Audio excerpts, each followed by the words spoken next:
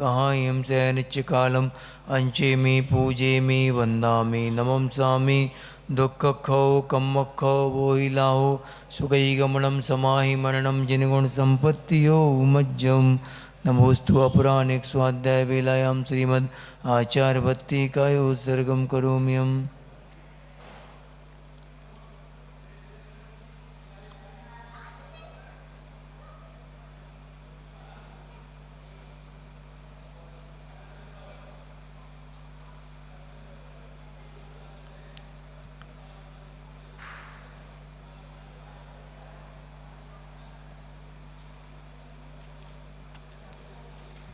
सुधजलधिपार्गेभ्यः स्वपरमतविभावना पटुमतिभ्यः स्वचरिततपोनिधेभ्यो नमो गुरुभ्यो गुणगुरुभ्यः छत्तीसगुणसमग्रे पञ्चविहाचारकरणसन्दर्शे शिष्यानुग्रहकुशले धम्मायिरे सदा वन्दे गुरुभक्तिसंयमेरया तरन्ति संसारसायरं घोरं छिन्दन्ति यट्टकं मम जन्मं मरणं न पावयन्ति ये नित्यं व्रतमन्त्रहोमनिरता ध्यानाग्निहोत्राकुला षट्कर्माभिरतास्तपोधनदना साधुक्रिया साधवा शीलप्रावरणा गुणप्रहरणा छन्दार्कतेजोदिका मोक्षद्वारकपाटपाटनवटा प्रीणन्तु मां साधवा गुरुवाः पान्तु नो नित्यं ज्ञानदर्शननायका चारित्राणो गम्भीरा मोक्षमार्गोपदेशका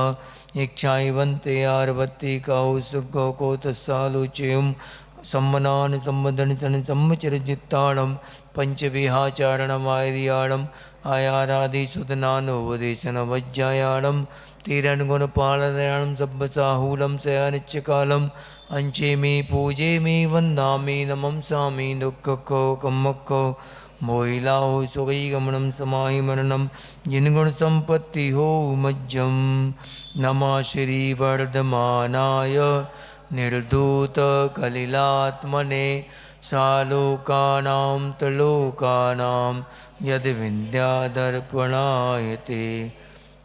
पढ़ो आगे। कौन सी से 61 नंबर की।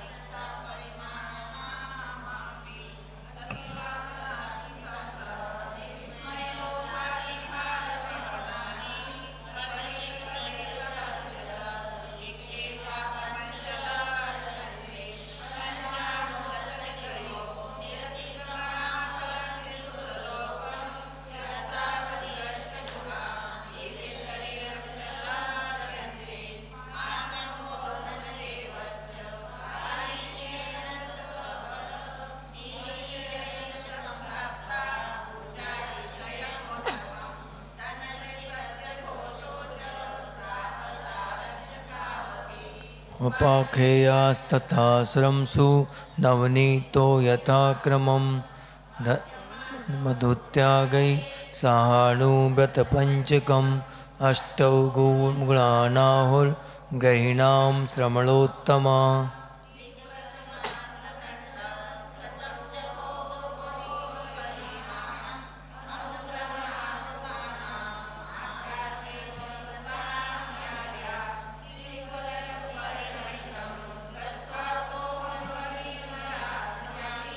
इति संकल्पो दिग्वृद् मामृत्युपापविनिर्वृत्या गिरिजनपदयोजनानि मर्यादा राहुर्दिशां दशानां प्रतिसंहारे प्रसिद्धानि तानि धारयतां पञ्चमहाव्रतपरिणति मनुव्रतानि प्रपद्यन्ते प्रत्यख्यान तनुत्वात् मन्दतराश्चरणमोहपरिणामा सत्त्वेन दुरवधारा महाव्रताय प्रकल्प्यन्ते पञ्चानां पापानां हिंसादीनां मनोवचकायै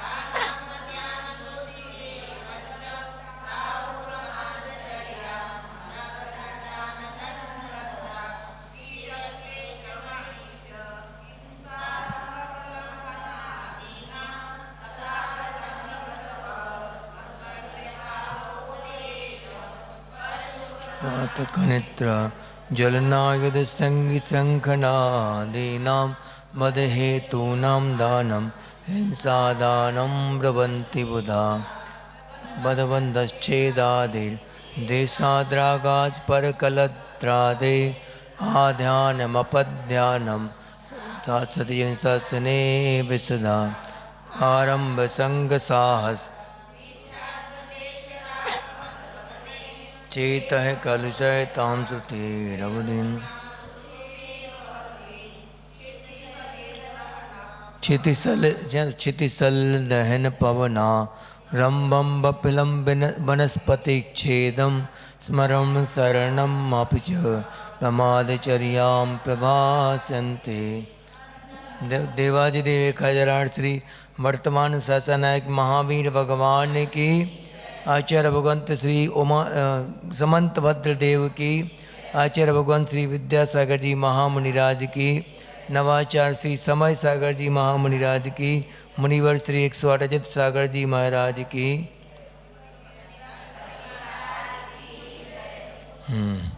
कल अपन लोगों ने सिद्ध परमेष्टि का वर्णन पढ़ा, सुना, पढ़ा और अनुभव नहीं किया। अनुभव क्यों नहीं किया? क्यों नहीं कर सकते अनुभव? अपन लोग अनंत सुख का अनुभव क्यों नहीं कर सकते हैं? क्योंकि जैसे गूंगा कोई व्यक्ति है, गूंगा भी है बहरा भी है, उससे बोलें कि गुड़ गुड़ खिलाया जाए उसको, गुड़ पूछा जाए कैसा लगा गुड़, अब वो क्या बोले बताओ? कुछ नहीं बोल सकता। वो गूंगा भी है और बहरा भी है। ऐसा ही जो अनंत सुख का अनुभव जो कर लेते हैं, बोलने आते नहीं, वो आ ही नहीं सकते। और जब तक अनुभव नहीं करोगे तब तक आप बता नहीं सकते। और किसने अनुभव किया? जिनने किया है सिद्धों ने, वो आएंगे नहीं। अरहंतों ने किया तो वो बताएंगे भी तो अपन को विश्वास नहीं होगा, क्योंकि हमने वो चखा ही नहीं आज तक स्वाद कभी। जैसे मेंढक वाली हाल, वो महाराज जी ने बताया था सुबह वाली क्लास में एक बार कि वही मेंढक पूछोगी कितना बड़ा है कुआं, वो समुद्र कितना बड़ा होता। एक हंस पक्षी आया, वहाँ बैठ गया किनारे पे, कुआं के किनारे, तो मेंढक से बातचीत करने लगा। वो कहता मेंढक कहाँ से आया? अब वो कहता कहाँ से? हम समुद्र से आए हैं। समुद्र कैसा होता, कितना बड़ा होता? तो वो कहता कि कितना बड़ा? देख बहुत बड़ा होता, बहुत बड़ा। कितना? एक छलांग लगाई उसने, इतना बड़ा है? इससे तो कुछ नहीं है, इससे कई गुना बड़ा। तो एक छलांग वो बड़ी वाली लगाई, इतना बड़ा? हाँ इससे भी बड़ा। तो उसने एक किनारे से दूसरी किनारे पे छलांग लगा दी सीधी। अब इससे कुआं का मेंढक उतना ही जानता है वो। तो उसने कहा इतना बड़ा? तुम रहने दो। वो कहता इससे ही बड़ा। तो क्या हो ही नहीं सकता, गप्प मार रहे तुम। इसी प्रकार अपना है, अपन से बोले कि सिद्धों का सुख कैसा? निरावाद सुख, अतीन्द्रिय सुख। हो ही नहीं सकता। इंद्रियों से अतीत कोई सुख हो सकता क्या? क्योंकि अपन ने कभी उस चीज़ का अनुभव किया ही नहीं, और अनुभव नहीं किया और आस्था भी नहीं रखी उसके ऊपर। कभी आस्था रखी होती तो इस सुख के प्रति कभी आस्था के भाव होते ही नहीं फिर कभी भी। जिसने एक बार आस्था रख ली कौन से सुख के प्रति? सिद्धों के अतीन्द्रिय सुख के प्रति, वो इंद्रिय सुख के लिए कभी भी वो महत्व दे नहीं सकता। कभी भी उसका रुझान, उसका झुकाव कभी होगा ही नहीं इन सुखों की तरफ, संसार के सुखों की तरफ। अब आप समझ लो कौन सा सुख है अपन लोगों का, कैसी रुचि है अपनी, देख लो किस तरफ ज़्यादा रुचि जाती है। हाँ, पंखे की तरफ जाती या कौन सी तरफ जाता सुख, अपना देख लो अपना झुकाव कहाँ कहाँ है। इसीलिए ये बता रहा है कि अनंत ज्ञान, अनंत ज्ञान और अनंत दर्शन, इसका इनका काम क्या है? अनंत वस्तुओं को अनंत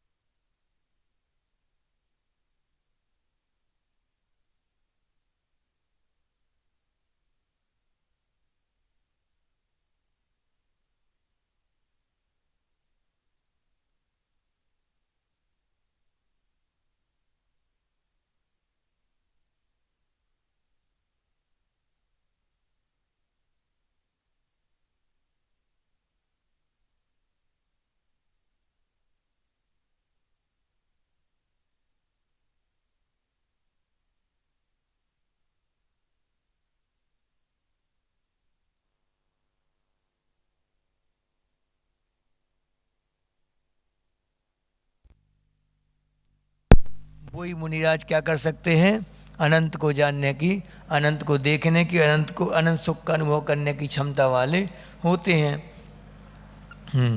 अब उनके जीवन में कोई भी अंतराय नहीं रहा शेष। ये याद रखना बात, अनंत सुख को, अनंत ज्ञान को, अनंत दर्शन को कौन सा व्यक्ति अनुभव कर सकता है या फिर जान देख सकता है? जो अनंत वीर का धारी होगा वही व्यक्ति उस सुख का अनुभव कर सकता है। अपने वश का नहीं, अपने पास, क्योंकि अभी अंतराय शेष हैं, पांचों के पांचों अंतराय शेष हैं। कौन कौन से 5 अंतराय होते, बोलो?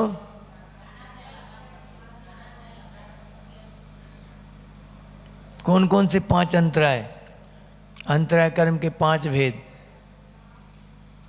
दान, लाभ, भोगोपभोग और वीर, ये 5 अंतराय कर्म होते हैं।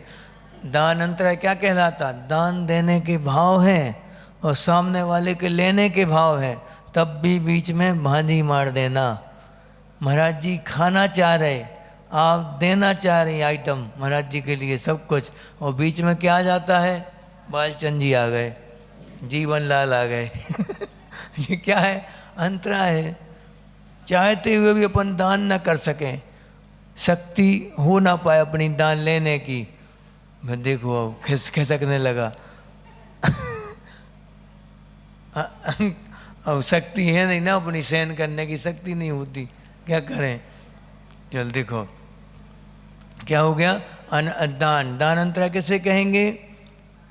दान देने के भाव है, लेने के भाव भी है उसके, तब भी बीच में बाधा आ जाना, लेते हुए भी नहीं ले पा रहे। और दान, लाभ, लाभ यानी हम भिक्षा के लाभ के लिए निकले थे कि भिक्षा का लाभ हो जाए, लेकिन बीच में कुछ दिख गया या फिर अंतराय, विधि नहीं मिली या पड़गान नहीं कर पाया, कोई निकल नहीं पाए घर से बाहर पड़गान के समय, दौड़ दौड़ के वो थक गए, आज नहीं पहुँचे नहीं पाए स्थान तक, तो ये क्या हो गया? अंतराय आ गया, लाभ नहीं मिल पाया, अलाभ हो गया, यानी कि लाभ अंतराय कर्म का उदय। और आपको भी लाभ चाहिए था पात्र का कि महाराज जी हमारे चौके में आ जाए, लेकिन आ ही नहीं पाए, चींटी को चल दी हाँ, पैर नहीं धो पाए, बिना पैर धोए घुस गए वहाँ अंदर, या पूजा में ठोना गिरा दिया, पूजा का चावल गिरा दिए, बहुत सारी पानी छलका दिया पूरे में स्थान में, वहाँ हिंसा हुई कि नहीं हुई? उड़ जाएंगे महाराज जी। तो लाभ आते आते लाभ नहीं हो पाया, लाभांतराय कर्म। दान, लाभ, भोग, भोग यानी एक बार जो भोगने में आती वस्तु वो भोग कहलाती। तो अपन चाह रहे खाना खाना, भोजन करना चाह रहे, लेकिन अब वो देना चाह रहा, तब भी भोग नहीं हो पा रहे। उपभोग बार बार भोगने में आती, वो भी नहीं मिल पा रही आपके लिए। बहुत सारी संपत्ति है, करोड़ों अरबों की संपत्ति, बैंक बैलेंस है, 365 रसोइया है मान लो आपके, हर दिन अलग अलग बदल बदल की बाई आती है खाना बनाने के लिए, अच्छे आइटम बनाती सब कुछ, लेकिन शुगर हो गई, अब ले खा लो, धर दो शक्कर, कुछ नहीं मिलेगा। अब दाल का पानी मिलेगा, मूंग की दाल का पानी बिना नमक वाला, खाओ पियो शांति से, खा लोगे, नहीं कहलाता क्या? भोगो भोग। अब वीर्य, शक्ति नहीं है। हम चाहते महाराज जी खूब उपवास करें, 10 उपवास करें, 20 उपवास करें, 32 करें, सब चाहते हैं, कई साल से भावना भार है, लेकिन महाराज जी होते ही नहीं। एक आसन भी नहीं कर पा रहे महाराज जी, होते ही नहीं। होता नहीं तो क्यों नहीं होता? वीर्य अंतराय कर्म है, शक्ति नहीं है आपकी। कोई कोई व्यक्ति खूब उपास आदि कर लेते, तब भी शरीर में कोई दिक्कत ही नहीं होती, स्थिरता बनी रहती, ज्यों के त्यों। क्या है? वीर शक्ति विशेष है। पूर्व जन्म में खूब बैयावत्ती करी, खूब आहार दान दिए मुनियों के लिए, खूब सेवा करी उनकी मन वचन काय से, तो क्या मिलेगा? निरोग शरीर मिलेगा। कितने ही उपास कर लो आप। जैसे चंद्रप्रभ सागर जी हैं, महान तपस्वी हैं, वो 3 बार सिंह निष्क्रिय व्रत कर चुके, वो 3 बार। क्या कहलाते सिंह निष्क्रिय? एक आहार, एक उपवास, एक, ऐसे 8 उपवास तक चलेंगे। एक आहार 8 उपवास, फिर 8, 7, 6, 5, 4, ऐसा उल्टे क्रम में चलेगी गिनती जी। ऐसे कर चुके 15, वो उत्कृष्ट वाले, वो भी वर्तमान में कर नहीं सकता कोई। 8 तक तो कर चुके हो, बड़ी बात होती। 3 या 2 बार कर चुके वो। आचार्य शांति सागर जी ने 3 बार किए थे वो। ऐसे उसके लिए शक्ति चाहिए, विशेष शक्ति। क्योंकि अब मान लो एक आहार कर रहा है, उसी में अंतरा आ गया, फिर से अब चल नहीं है पास, तो वो ये उसमें डिग नहीं सकते, फिर पीछे नहीं हट सकते। शेर के समान छलांग लगाते लगाते शेर जब चलता शुरू करता है, शुरुआत में आराम से दौड़ता है एक आहारे के बाद, फिर एक लंबी छलांग लेगा और बढ़ते बढ़ते बढ़ते क्रम में 15 उपवास तक की छलांग लेता शेर। माने शेर माने मुनिराज है। हाँ, सिंहचर्या ये कहलाती, सिंहचर्या। तुम लोगों जैसे उपवास नहीं है कि थोड़ी हालत डाउन होने लगी तो छिदवा लो क्या इंजेक्शन लगवा लो, बाटल चढ़वा लो। हमारा उपवास तो जिम के सुरक्षित है महाराज जी। बाटल से कौन न पिया पानी फिर है, बाटल से पानी नहीं पीना फिर, चाहे यहाँ से ले लो चाहे यहाँ से भागते कही है वो सिंहचर्या नहीं कहलाएगी। हाँ देखो, अब अनंत ज्ञान हो गया, अनंत दर्शन हो गया, अनंत शक्ति माने वीर विशेष, और स्वास्थ्य। स्वास्थ्य यानी क्या बताया? निराकुलता। प्रहलाद माने सुख, अनंत सुख। तृप्ति, तृप्ति माने संतोष हो गया अब जीवन में। शुद्धि, तृप्ति और शुद्धि से युक्त उत्पन्न। निरतिशया यानी कि निरतिशय माने अहीनाधिकता से रहता, अब कोई उतार चढ़ाव नहीं होगा सुख में। अपने होता कभी कभी बहुत सुख अच्छा अनुभव करता, मन बिल्कुल प्रशस्त हो जाता। किसी किसी दिन इतना मन लगता कि बिल्कुल दिन भर शांति से बैठे रहो, कोई कसाई नहीं भड़कती कभी भी अपनी। कई कई दिन होता है ऐसा कई बार, और कई कई दिन ऐसा होता कि मन लगाना चाह रहा है खूब, माला फेरना चाह रहा है, अब एकाग्र करना चाह रहा है मन को, और ज़्यादा बेचकता रहता हो। ऐसा होता कई बार, मन आकुल व्याकुल होता रहता। वहाँ कुछ नहीं, वहाँ हमेशा एक से भाव रहेंगे। सुखम, सुख स्वरूप। निश्रेयस माने मोक्ष में आवसंती, निवास करते हैं। कौन? मुक्त जीव। अब मुक्त जीवों में कभी भी विकार नहीं आते। कितने ही कल्प काल बीत जाए, संख्या 24 ही निकल जाए, तब भी उनके मन में कभी भी विकृति नहीं आती, या कोई भी किसी प्रकार से प्रमाद नहीं आएगा आप कहीं भी। हाँ, गते शिवानाम च विक्रिया लक्ष्य, यानी कि शिवानाम यानी मोक्ष में कभी भी विक्रिया यानी विक्रिया यानी कोई भी उतार चढ़ाव या फिर हीनाधिकता नहीं आती कभी। उत्पात हो भी, और कितने ही उत्पाद हो जाए, त्रिलोक संभ्रांति, तीनों लोगों को बहरा कर देने वाला ऐसा महाभयंकर तूफान, आंधी तूफान, भूकंप कुछ भी आ जाए, तब भी मन में कोई विकार नहीं आते, माने सिद्धों में कोई विकार नहीं आते उनकी विक्रिया में। अब मुक्त जीवों की शोभा का वर्णन पढ़ना है, भी पढ़ना है। देखो, निस्त्रेयस्मदिपन्नास त्रैलोक शिखा मणिस्त्रियम दधते, निष्किट्निकालिका छवि चामी कर भासुरात्मानः, निस्त्रेयस्मदिपन्नास शिखा मणिस्त्रियम नहीं, त्रैलोक शिखा मणिस्त्रियम दधते, निष्कट्टिकालिका छवि चामी कर भासुरात्मानः। पढ़ो।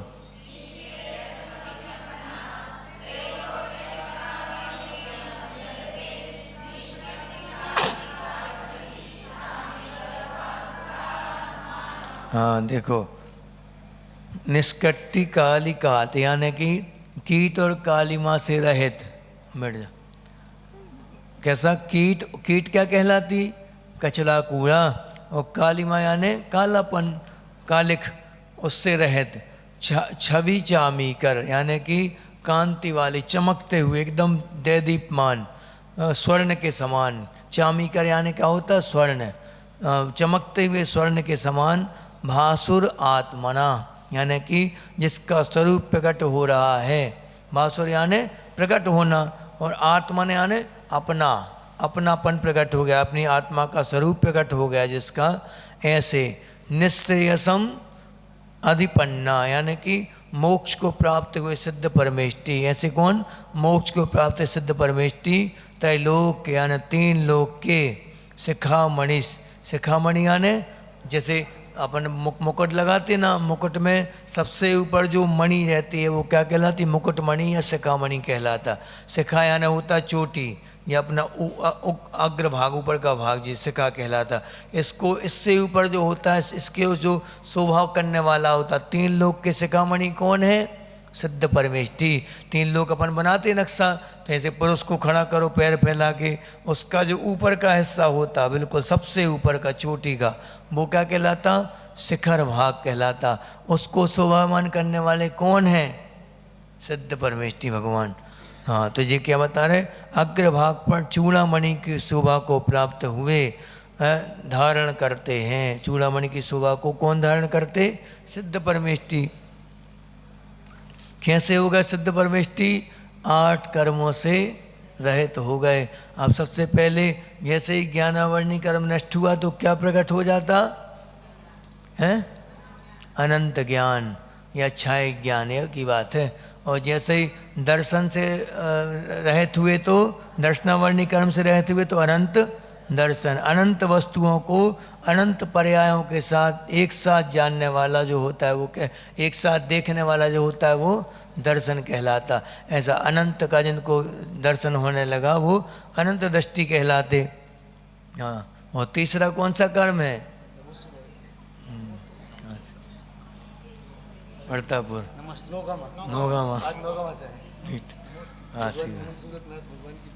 हाँ, बड़ी वाली प्रतिमा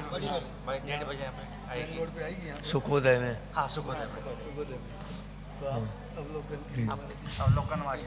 हाँ ठीक है, सही बात। महाराज जी से बोल दो। हाँ हाँ सही बात। हाँ हाँ, अभी फोटो क्लास के समय नहीं, अभी क्लास के बाद क्लास। हाँ सुनो, ये बता रहे हैं यहाँ कि जैसे कि मिट्टी की खदान में, सुनो सुनो, स्वर्ण की खदान में सोना कैसा निकलता? एकदम सिल्ली के रूप में निकलता। क्या? एकदम प्योर गोल्ड निकलता ना, सिल्ली के रूप में निकलता। कैसा निकलता है? मिक्स रहता है उसमें। तो इष्टोपदेश में यही पूरी यात्रा बताई गई पूरी। सबसे पहले शुरुआत कहाँ से हुई इष्टोपदेश की? कि योग्योपादान योगेन दृष्टा स्वर्णता मता द्रव्यादि स्वादि संपत्ता बात्मनौ प्या अपि आत्मना मता। यानी कि कैसे, जैसे कि अशुद्ध सोना है और मिट्टी में किसने मिलाया? उसमें अशुद्धता कहाँ से आई बताओ? किसने मिलाई वो अशुद्धता?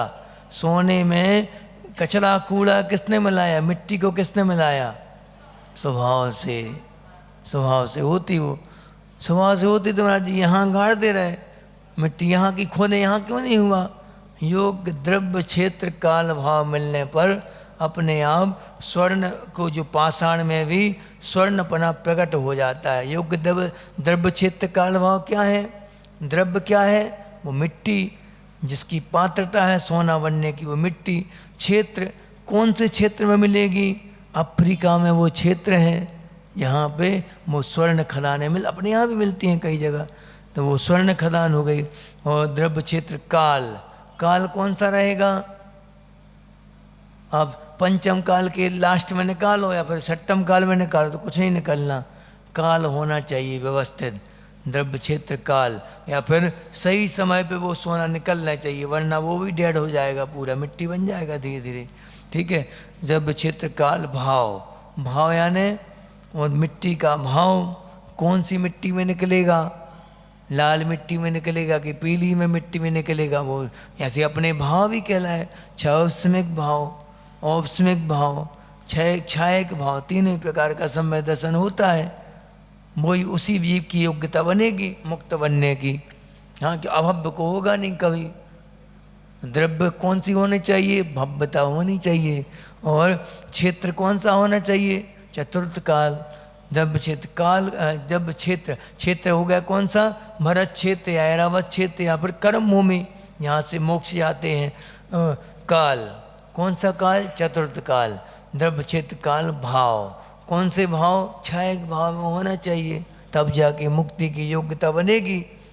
ऐसे चार ही एक साथ मिल जाए तब जाके वो पात्रता प्रकट होती है सिद्ध बनने की, मोक्ष जाने की। कौन कौन सी? द्रव्य क्षेत्र काल भाव जी। भाव वाले पंच प्रवर्तन वो नहीं, यहाँ तो ये द्रव्य क्षेत्र द्रव्यादि सु आदि संपत्ता, यानी द्रव्य क्षेत्र काल भाव सु हो माने अच्छे हो, सुयोग्य द्रव्य क्षेत्र काल भाव, उल्टे सीधे नहीं, सु मिलना चाहिए, कू नहीं मिलना चाहिए। कू हो गया तो सब कू हो जाएगा सब हाँ, तब जाके वो स्वर्ण पाषाण में भी स्वर्ण की योग्यता प्रकट हो जाती अपने आप। कौन सी? सुनार भी मिलना चाहिए योग्य, और अग्नि मिलनी चाहिए, और तपेली, और जो संसी अंसी जो भी धोकनी वोकनी सब कुछ आ जाएगा इसमें। निमित्त कहलाते समझे। निमित्त, निमित्त दो प्रकार के होते। कौन कौन से? उपादान निमित्त और निमित्त। निमित्त और उपादान दो प्रकार के कारण होते। कोई भी काम होता है, जैसे ये पुस्तक बनी, पुस्तक बनी तो इसमें दो कारण हैं। पहला अंतरंग निमित्त और एक बहिरंग निमित्त। अंतरंग निमित्त बातचीत नहीं, हाँ, अंतरंग निमित्त क्या कहलाता? अंतरंग निमित्त माने बांस को गला के लुगदी बनाया, बांस में कहलाई क्या? उपादान। अंतरंग माने उपादान। उपादान की योग्यता क्या कहलाई? किसकी? बांस की। तो बांस किस में ढल गया? कागज में। आप लोहे से बना दो कागज, नहीं बन सकता। मिट्टी से बनाओ कागज, नहीं बनेगा। उपादान किस में है? बांस में है। तो बांस हो गया क्या? उपादान, यानी अंतरंग निमित्त बांस। और बहिरंग निमित्त बहुत सारे हो सकते, उसको काटना, छोटे छोटे टुकड़े करना, वो चाकू भी निमित्त हो गई। और अग्नि में तपाया जाए, लुगदी बनाया जाए, वो भी निमित्त हो गया। जिस कारखाने में कागज ढाला ही जा रहा है वो भी निमित्त हो गया। और जिसमें प्रिंट हुई की वो स्याही भी निमित्त हो गई। सब कुछ निमित्त बन गया उस पुस्तक के में। लेकिन अंतरंग निमित्त किसका बनेगा? बांस का। हाँ, याद रखना। जैसे नार की, त्र्यंच, मनुष्य, ये सब क्या है? पर्याय है। कोई त्र्यंच बना, अंतरंग निमित्त क्या बना? जीव की, स्वयं की राग द्वेष, अंतरंग निमित्त है कि नहीं? बहवारंभ परिग्रहत्वम नारकस्यसा, बहुत आरंभ करने से, अत्यंत अपरिग्रह रखने से, खूब ज़्यादा आसक्ति परिग्रह की, वो कहाँ ले जाएगी? नरक। अंतरंग निमित्त बन गया उपादान, और जीव स्वयं जाता है। और बहिरंग कारण क्या बना? जिन वस्तुओं से हम पाप करेंगे वो बहिरंग कारण हो गया। जिन घर से, जिस घर से हम लगाव रखेंगे वो घर बहिरंग निमित्त हो गया उसमें। और अंतरंग निमित्त क्या? जीव के स्वयं के अपने कर्म हैं, बन रहे वो, याद रखना। इसलिए दोनों कारणों से कारण की उत्पत्ति होती है। दोनों कार्य की उत्पत्ति दो कारणों से होती है, याद रखना है हमेशा। जैन दर्शन का सबसे बड़ा सिद्धांत है ये। जिसने इसको समझ लिया वो कभी भी राग द्वेष नहीं करेगा किसी के प्रति। उस सामने वाले ने कुछ नहीं किया, हमारा स्वयं का कर्म बैठा हुआ जो है वो उससे ऐसा करवा रहा है, उसकी कोई गलती नहीं। हाँ, अपने ऊपर आरोप लेगा सब कुछ, हर कारण का जिम्मेदार मैं स्वयं हूँ। हाँ, बस बच गए अपन राग द्वेष से, दोबारा नहीं बनेंगे। देखो टिक के बैठेंगे तो नींद आएगी, आंखें बता देती नींद आने वाले की क्या होने वाला है आगे। हाँ, एकदम गंभीर हो जाएगा वो हंसी मसी सब चली जाएगी चेहरे से, और एक बार हंसी आ गई तो फिर नींद चली जाएगी। दो सौत एक साथ नहीं रह सकती एक घर में दो सौतें नहीं रह सकती, या तो हंसी रहेगी या निद्रा रहेगी, दोनों देवी एक साथ नहीं रहेंगी चली गई, थोड़ी सी बातचीत कर लो चली जाती निद्रा। आचार्य जी बोलते थे पांचों प्रकार की निद्राएं कैसी हैं? कैसी हैं पता है? घातिया, सर्वघाती, देशघाती, दो प्रकार के होते हैं घातिया कर्म। तो पांचों प्रकार की निद्राएं कैसी हैं? सर्वघाती हैं, ध्यान रखना। पांचों प्रकार की निद्राएं सर्वघाती। लेकिन सुविधा ये है इनमें कम से कम पुरुषार्थ के लिए अपन कर सकते। कैसा?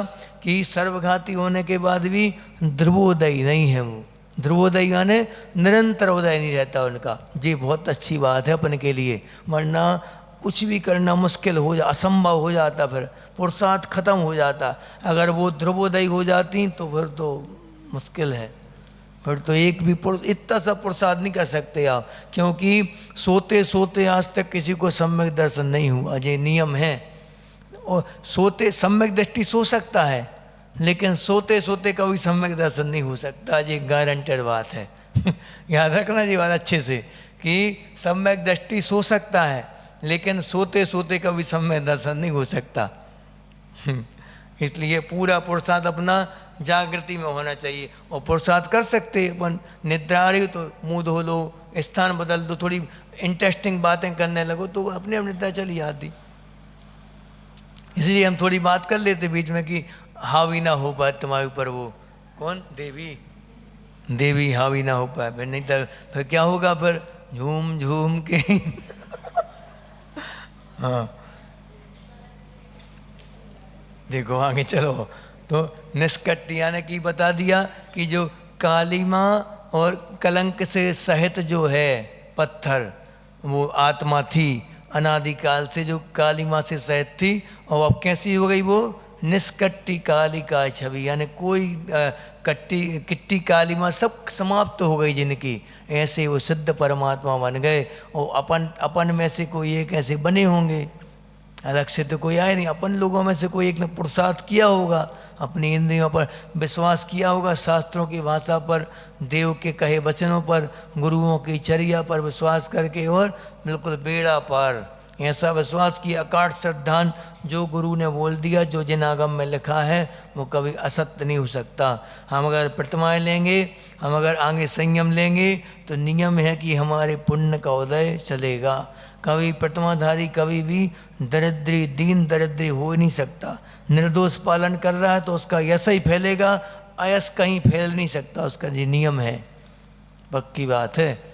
अवर्णवाद कोई लगा दे तो उसमें क्या, केवली भगवान के ऊपर अवर्णवाद लगाते लोग, वो क्या करें उसमें, उससे थोड़ी उनकी कोई छवि बिगड़ने वाली है, लगाते रहो आप। खूब उल्लू कोसता है किसको, सूरज के लिए, ये नीच है, ये कहाँ से आ गया, चोर कोसता है, उल्लू कोसता है। और विषयों का जो सेवी होता है, जो पंचेंद्री के विषय में चोर आदि होते हैं, या फिर जो रात्रि का इंतजार करता रहता है, रात्रि के अंधेरे में हम पाप करेंगे, वो व्यक्ति सूरज को, उसको नफरत होती सूरज से। इसी प्रकार महाव्रतियों से या अणुव्रतियों से नफरत किसको होगी, जो विषयों का सेवी होगा। महाराज जी ने कहाँ का विषय छिड़ दिया जी, प्रतिमाओं का। हम क्लास पढ़ने आ तो रहे हैं, हम बंद कर देंगे, फिर ऐसे अब बंद कर दो, तो हम तुम्हारे आने के पीछे हम क्या सच्चाई नहीं बोलें क्या, कल्याण की बात नहीं बताएं क्या? तुमने माइक पकड़ा दिया हमारे लिए, तो हमारा तो जिम्मेदारी है, फिर हम आपको उत्कृष्ट बात बताएंगे।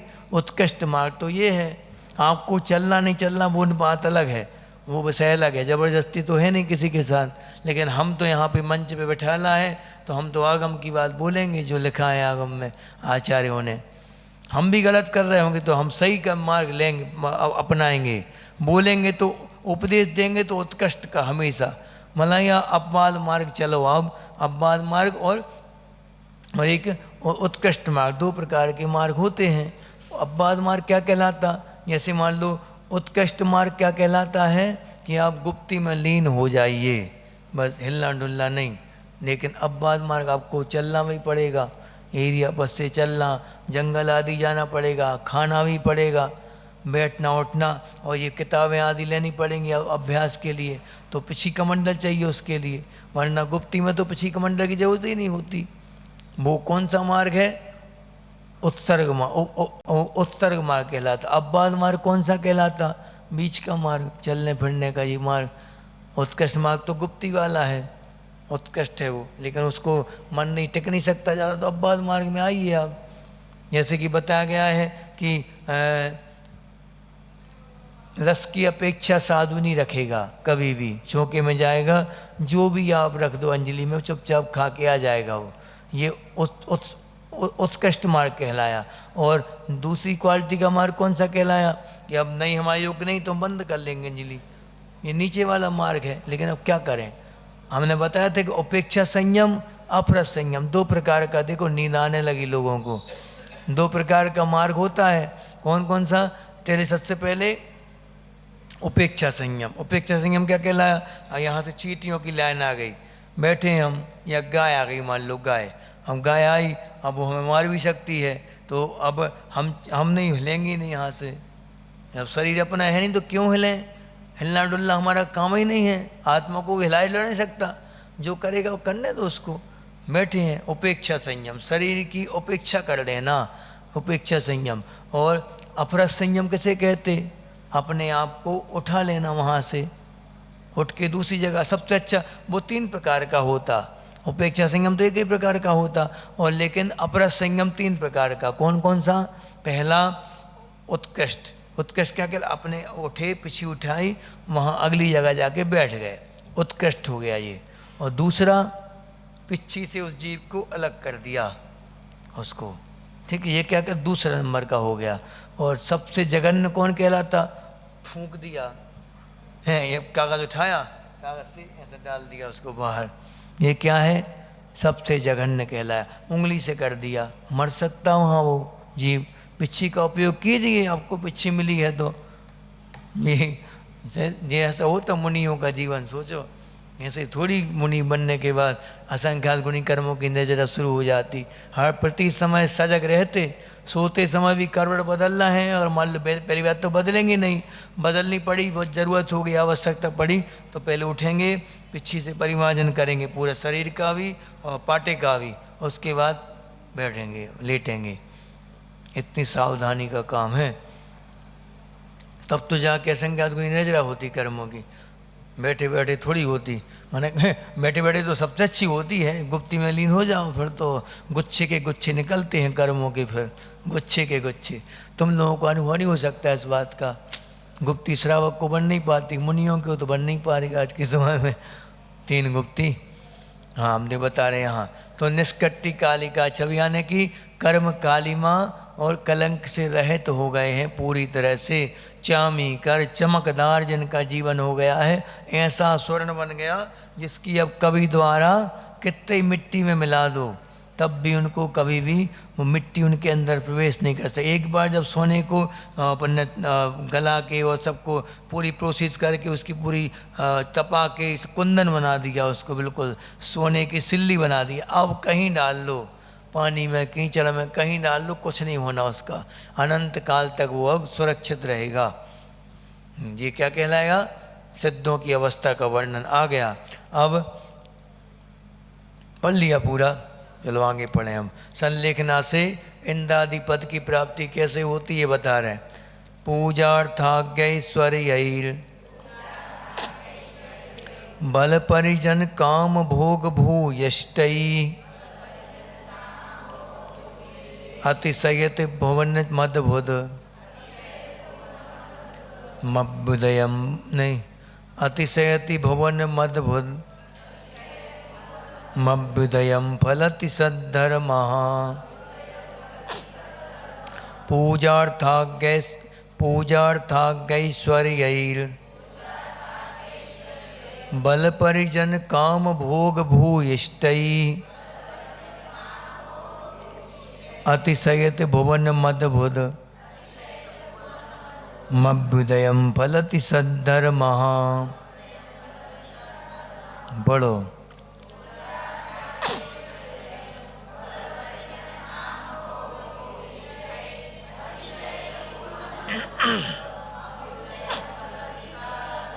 हाँ, समझ गए? पूजा, हाँ बन जाएगा जो पढ़ते, फिर से पढ़ाएं, आ जाएगा सबसे। नहीं आ रहा, देखो। पूजा पूजार्था गैश्वर्यैर् गैश्वर्यैर्, हाँ ये बाकी ऊपर जो रेप है वो भी यहाँ आएगी। बल परिजन काम भोग भूयिष्टै यिष्टै, हाँ अतिशयत भुवन मदबुध मभ्युदयम फलति सद्धर्मा। चलो अब देखो, सद्धर्मा यानी संलेखना के द्वारा समीचीन धर्म उपार्जित किया। संलेखना के द्वारा जो अपन ने समीचीन धर्म का उपार्जन किया। समीचीन धर्म कौन सा? अहिंसा धर्म।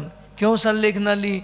अहिंसा के पालन करने के लिए अपन ने संलेखना धारण करी, जो हमारे अंदर अहिंसा का बीजारोपण हुआ था और जिसको हमने व्रतों के द्वारा और अपने अनुव्रत महाव्रतों के द्वारा जिसको अपन ने अंतिम श्वास तक सुरक्षित रखा, उसको सही सही पालन करने के लिए संलेखना ली जाती कि उस अहिंसा की सुरक्षा हम करेंगे, छेदन भेदन नहीं करवाएंगे शरीर में अब किसी प्रकार का, वो कहलाई संलेखना। ठीक है। बल परिजन, बल यानी शक्ति अपनी, परिवार, परिजन यानी परिवार, काम, काम यानी विषय सेवन की इच्छा, भोग, भोग यानी सब समझदार हैं, बता दिए पहले, बार बार एक बार जो भोगने में आता, से परिपूर्ण, शक्ति से, शक्ति भी खूब मिलेगी वहाँ स्वर्गों में, परिवार मिलेगा बहुत बड़ा, करोड़ों लाखों करोड़ों देवों का परिवार रहता और एक एक देव करोड़ों करोड़ों विक्रिया बनाते हैं सब, इतना उनका वैभव होता है। परिवार, काम मिलेगा, काम यानी इच्छित वस्तु मिल जाना, भोग मिलेंगे खूब, इससे परिपूर्ण। पूजा माने प्रतिष्ठा, आपके पूरे स्वर्गों में आपकी प्रतिष्ठा होगी, सभी लोग आपको आगे आगे करेंगे, आइए आइए आइए, देखो स्वागत है आपका, हर काम में आगे आगे। पूजा, अर्थ यानी धन, और आज्ञा, आज्ञा यानी सब आपकी आज्ञा में हाथ जोड़े खड़े रहेंगे सबके सब। ऐश्वर्य, ऐश्वर्य यानी खूब वैभव मिलेगा, खूब बॉडीगार्ड सब मिलेंगे बढ़िया टिप टॉप, बंगले अंगले मिलेंगे, गाड़ी बंगला नौकर चाकर सब। अतिशयत, अब लोभ नहीं दे रहे यहाँ पे कि तुम धर्म करो, खूब धर्म करो, ऐसी ऐसी चीज़ मिलेंगी तुम्हें, लोभ नहीं दे रहे, मिलना ही है वो तो मिलता है, सच्चाई है ये, लोभ वाली बात नहीं यहाँ कि निदान कर लो नहीं तर सुन के कि हमें और अच्छा ऊंचा वाला बंगला मिले, वो निदान नहीं करना, वो तो मिलना ही है तुम्हें।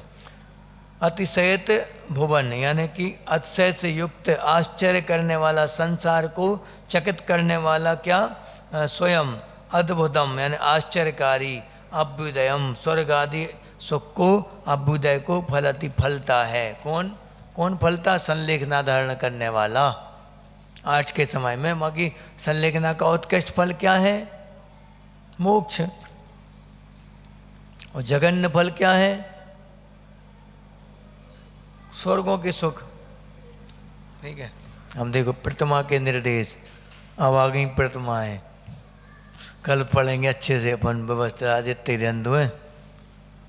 बोधि समाधि परिणाम शुद्धि स्वात्मोपलब्धि शिव शोक की सिद्धि चिंता मणिम चिंतित वस्तु दाने त्वं मंद मानस ममास्तुति।